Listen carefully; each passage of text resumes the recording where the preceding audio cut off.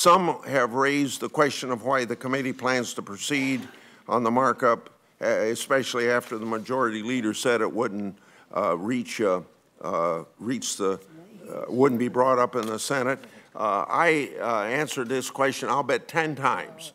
The press is always trying to put us between me and the president or me and the majority leader. I don't care to be put in the middle of anything. I just plan on doing the work that this committee ought to do. And how do you get things done?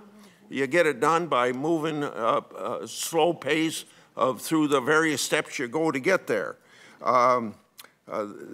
Obviously, the views of the majority leader are important to consider, but they do not govern what happens here in the Judiciary Committee.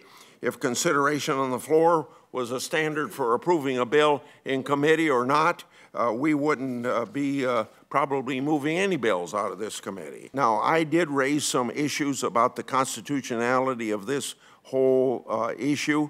I've expressed my own concerns about the bill. At our hearing last September, we had prominent legal scholars offer differing views as to whether the special counsel's bill were constitutional, but each acknowledged that there was uncertainty about how the current Supreme Court would come down on the issue. It's appropriate for members of the Judiciary Committee to discuss constitutional issues with potential legislation, but it's also important to acknowledge the fact that we're senators, not judges or presidents, though some of this in this room might like to be one day. And I really want to thank these 4 senators. They've worked together now for several months to reach a compromise bipartisan bill that codifies the existing regulations to protect the special counsel and creates a judicial review if he were to be fired.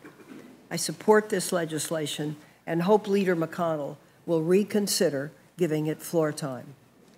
At the very least, if it's passed out of this committee, it's ready and it could go at any time on the floor.